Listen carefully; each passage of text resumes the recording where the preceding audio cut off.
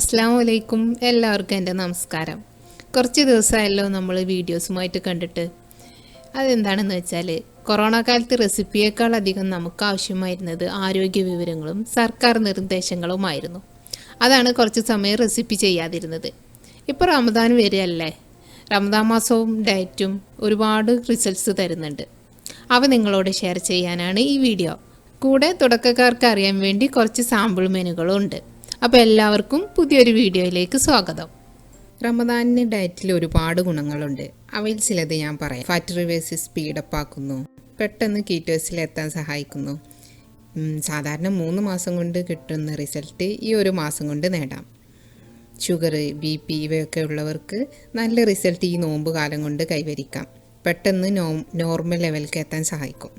Wait ലോസും speed up ചെയ്യും.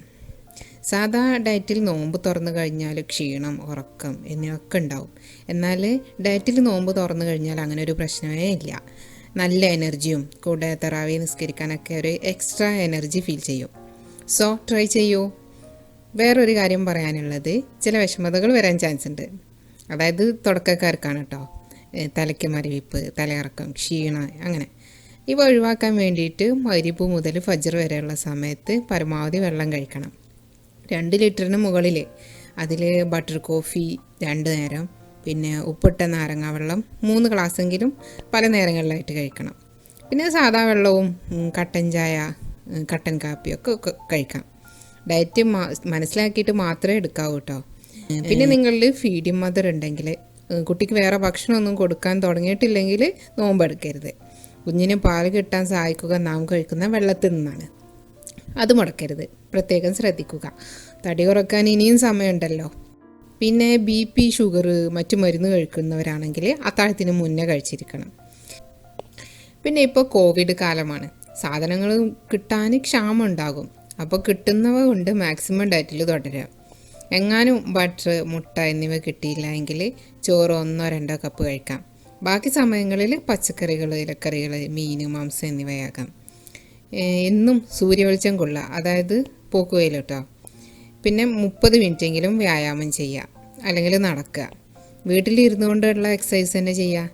ഒരിക്കലും കുബൂസ്, പൊറാട്ട, ബ്രെഡ്, വെജിറ്റബിൾ ഓയിൽ അങ്ങനെയുള്ള ഭക്ഷണങ്ങളൊന്നും കഴിക്കരുത്.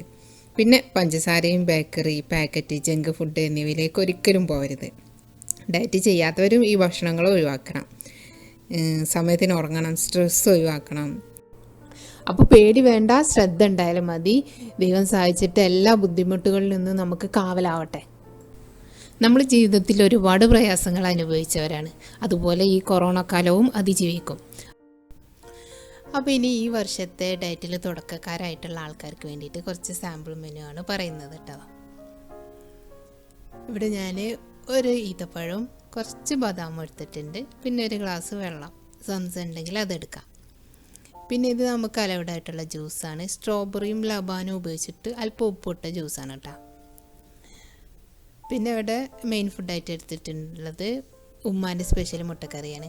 ഇതിൻ്റെ റെസിപ്പി ഞാൻ അപ്ലോഡ് ചെയ്തിട്ടുണ്ട്. തേങ്ങ വറുത്തതൊക്കെ ഉപയോഗിച്ച് കൊണ്ടുള്ളൊരു റെസിപ്പിയാണിത്. സാധാ മുട്ടക്കറി തന്നെ, അധികം വെള്ളമില്ലാതെ ഉണ്ടാക്കിയെടുത്തതാണ്. അധികം എരിവൊന്നും ഉപ്പും ഒന്നും വേണ്ട, ഒറ്റ കഴിക്കാനുള്ളതല്ലേ. അപ്പോൾ ആ ഒരു പാകത്തിന് ഉണ്ടാക്കിയാൽ മതി. പിന്നെ ഞാനിവിടെ 2 പേർക്ക് കുടിക്കാൻ വേണ്ടിയിട്ട് ഒരു 6 ഗ്ലാസ്സോളം നാരങ്ങ ഉപ്പിട്ട് വെച്ചിട്ടുണ്ട്. നാരങ്ങ ഉപ്പിട്ട വെള്ളം ഉണ്ടാക്കി വെച്ചിട്ടുണ്ട്. അപ്പോൾ അത് ഇടയ്ക്കൊക്കെ ആയിട്ട് എടുത്ത് കഴിക്കും.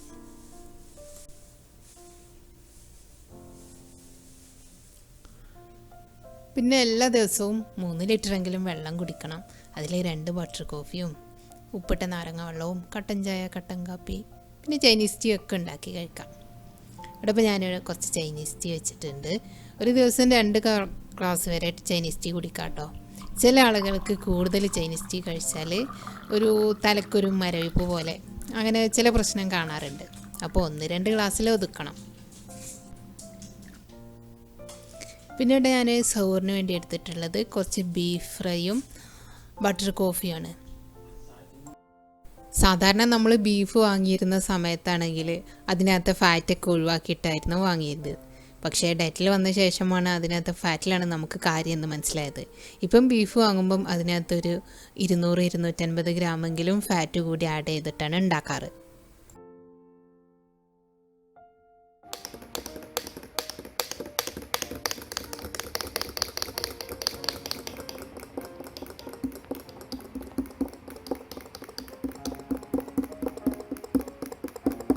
പിന്നെ ഇവിടെ മറ്റൊരു ജ്യൂസ് ഉണ്ടാക്കിയപ്പം പുതിനയിലയും ലബാനും ഇട്ടിട്ട് ജ്യൂസാക്കിയതാണ്. അതായത് ഒരു അര ഗ്ലാസ് മോര്, അര ഗ്ലാസ് വെള്ളം, പിന്നെ ഇലയും ആവശ്യത്തിന് ഉപ്പും ചേർത്തിട്ട് ഇങ്ങനെ ഒരു ജ്യൂസാക്കാം. പിന്നെ നോമ്പ് തുറന്ന് നിസ്കാരത്തിൻ്റെ ശേഷം ചീസ് കൂടി ഇട്ടിട്ടുള്ള ഒരു ഓംപ്ലേറ്റാണ് എടുത്തിട്ടുള്ളത്. പിന്നെ അതിനോടുകൂടി വീട്ടിൽ തന്നെ മധുരമൊന്നും ഇല്ലാതെ തയ്യാറാക്കിയ LCHF ഫ്രണ്ട്ലി ടൊമാറ്റോ സോസും ഉണ്ട്.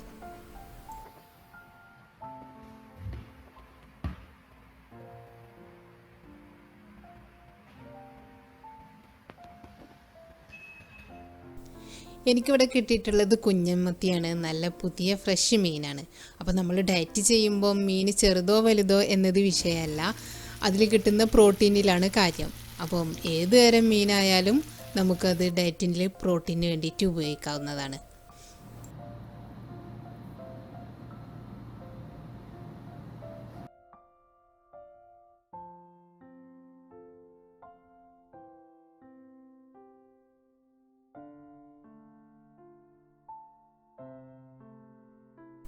ഈ വീഡിയോ നാട്ടിലുള്ളവരെയും ഗൾഫിൽ ഡയറ്റ് ഫോളോ ചെയ്യുന്നവരെയും കൂടി ഉദ്ദേശിച്ചിട്ട് തയ്യാറാക്കിയതാണ് കേട്ടോ.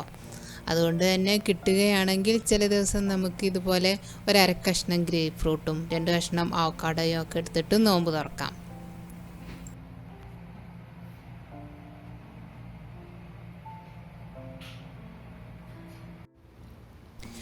4-5 സ്പൂണ് ഒലിവ് ഓയിൽ ഒഴിച്ച സലാഡും അതുപോലെ 4-5 സ്പൂണ് വെളിച്ചെണ്ണ ഒഴിച്ച് പൊരിച്ചെടുത്ത മീനുമാണിത്.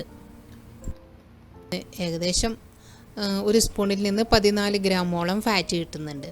അപ്പോൾ 200 ഗ്രാം ഫാറ്റ് തികക്കാൻ വേണ്ടിയിട്ട് ഇതുപോലെ വെളിച്ചെണ്ണയും ഒലിവ് ഓയിലും ബട്ടർ കോഫിയിലെ ബട്ടറും ഒക്കെ നമുക്ക് ഉൾപ്പെടുത്താം.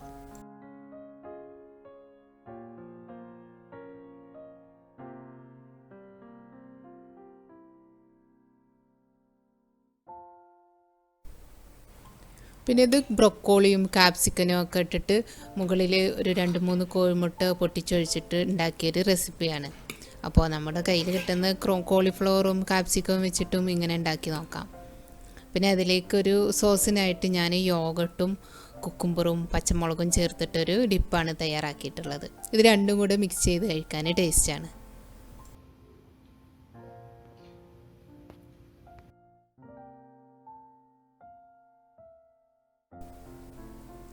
മറ്റൊരു ദിവസം അവക്കാഡോ തേങ്ങാപ്പാലിൽ ജ്യൂസ് അടിച്ചെടുത്തതാണ്. കൂടെ എഗ്ഗ് ബജിയുണ്ട്. നിങ്ങളിൽ ഹൈ ഒബീസ് ആയിട്ടുള്ള ഷുഗറും ആയിട്ടുള്ള ആൾക്കാരാണെങ്കിൽ നിങ്ങൾക്ക് ഉണ്ടാക്കാൻ പറ്റിയ നല്ലൊരു സ്നാക്കാണിത് കേട്ടോ. പ്രത്യേകിച്ച് റമദാനിനൊക്കെ ഇത് മുട്ടയിൽ തന്നെയാണ് മുക്കി പൊരിക്കുന്നത്. ഇതിൻ്റെ ഡീറ്റെയിൽ ആയിട്ടുള്ള വീഡിയോ ഞാൻ മുൻപ് അപ്ലോഡ് ചെയ്തിട്ടുണ്ട്. ലിങ്ക് ഡിസ്ക്രിപ്ഷനിൽ കൊടുക്കാം.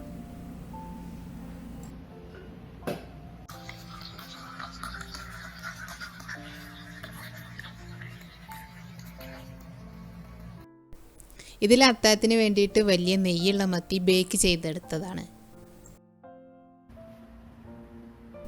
ഫാറ്റുള്ള മീനാണെങ്കിലും ബേക്ക് ചെയ്തെടുത്തതായത് കൊണ്ട് ഞാനിവിടെ ഉപ്പേരി കടുക് വറുത്തപ്പോൾ കുറച്ചധികം വെളിച്ചെണ്ണ ഒഴിച്ചിട്ടുണ്ട്.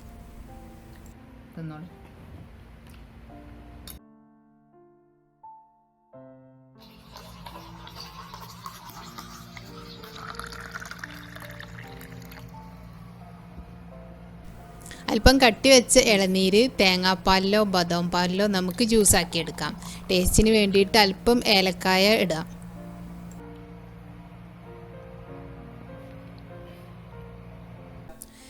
ഇനി എല്ലാ ദിവസവും ഉപ്പേരി അല്ലെങ്കിൽ മുട്ട കൊണ്ടുള്ള അങ്ങനെയുള്ളത് ചെയ്യാതെ നമുക്ക് അനുവദിച്ച ഫ്രൂട്ട്സ് അനുവദിച്ച അളവിൽ കഴിക്കാം.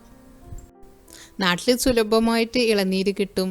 എന്നാലും വിദേശത്താണെങ്കിൽ ഇതുപോലെയുള്ള ഫ്രൂട്ട്സൊക്കെ കിട്ടും. ഇപ്പം ഫ്രഷ് കിട്ടാൻ ബുദ്ധിമുട്ടാണെങ്കിലും ഫ്രോസൺ ആയിട്ടുള്ളതൊക്കെ നമുക്ക് വാങ്ങിച്ചു വെക്കാം കേട്ടോ.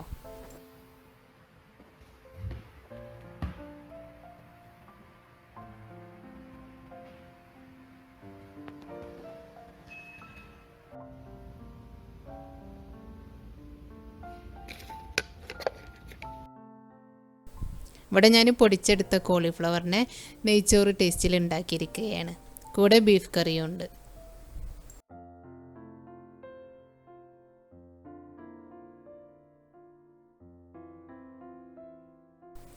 ഇനി ഞാൻ ഡയറ്റ് കാലത്ത് അപ്ലോഡ് ചെയ്തിട്ടുള്ള കുറച്ച് റെസിപ്പീസാണ് ഇവിടെ കാണിക്കുന്നത്. കഴിയുന്നവർക്ക് ചില ദിവസങ്ങളിൽ ഇങ്ങനെയൊക്കെ തയ്യാറാക്കി നോക്കാം. ഫ്ലാക്സ് സീഡ് പൊടി അല്പം ചേർത്തുകൊണ്ടുള്ള കോളിഫ്ലവർ പുട്ട്, അതിന് സ്റ്റഫിംഗ് ആയിട്ട് ഇറച്ചി മസാലയോ അല്ലെങ്കിൽ ചെമ്മീനോ കൂന്തളൊക്കെ വെച്ചിട്ടുള്ള ഫിഷ് മസാലയോ ഒക്കെ ഇടാം. അതേപോലെ ബദാം പൊടിയും കോക്കനട്ട് പൊടിയും ഒക്കെ ഉപയോഗിച്ചുകൊണ്ട് ഇങ്ങനെ പുട്ട് തയ്യാറാക്കാം.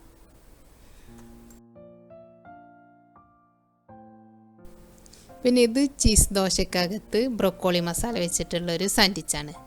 അതിലേക്ക് വേണ്ടിയിട്ട് ഹോം മെയ്ഡ് ആയിട്ടുള്ള മയോണൈസും ടൊമാറ്റോ സോസും ഉണ്ട്. ഒരാൾക്ക് 3 സ്പൂൺ സവാള ഉപയോഗിച്ച് കൊണ്ടുണ്ടാക്കിയ മുട്ട റോസ്റ്റാണിത്. ഇത് നമ്മുടെ വീട്ടിലൊക്കെ സാധാരണയായിട്ട് ഉണ്ടാക്കുന്ന കേബേജും വെണ്ടയും ഉപയോഗിച്ചുകൊണ്ടുള്ള ഉപ്പേരിയാണ്. കൂടെ മീൻ പൊരിച്ചതുണ്ട്.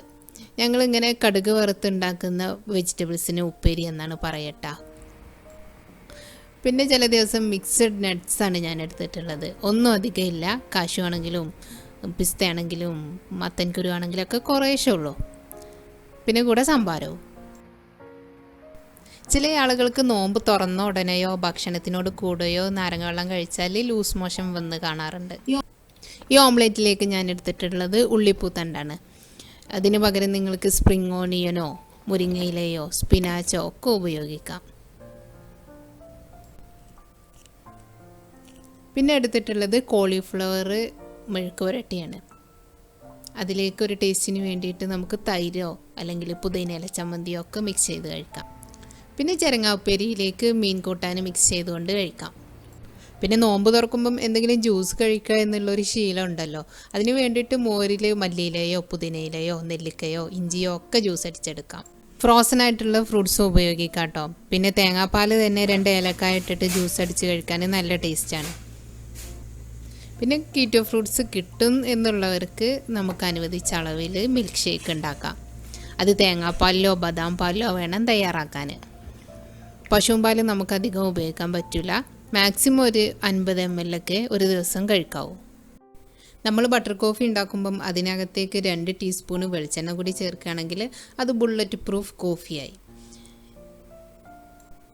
അപ്പോൾ കൂടുതൽ സമയം സ്റ്റാമിന നിൽക്കുകയും ചെയ്യും. പിന്നെ നമുക്ക് കഴിക്കുന്ന ഫാറ്റിൻ്റെ അളവും അതിലൂടെ കൂട്ടാം. ഇതൊരു ക്രീമി എഗ് ഓംലെറ്റിനോട് കൂടിയിട്ട് കുറച്ച് ഒലിവാക്കായും പിന്നെ ചീസുമാണ് എടുത്തിട്ടുള്ളത്.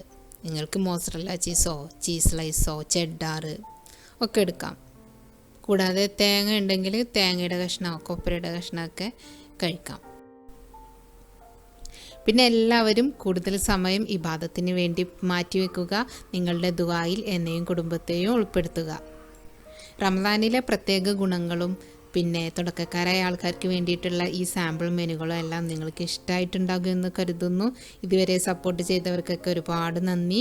നിങ്ങൾ ഇതുവരെയും സബ്സ്ക്രൈബ് ചെയ്തിട്ടില്ലെങ്കിൽ സബ്സ്ക്രൈബ് ചെയ്യുന്നതിനോട് കൂടി ആ ബെല്ലൈക്കൺ ഒന്ന് എനേബിൾ ചെയ്തേക്കണേ. അപ്പോൾ അടുത്ത വീഡിയോയിൽ നമുക്ക് വീണ്ടും കാണാം.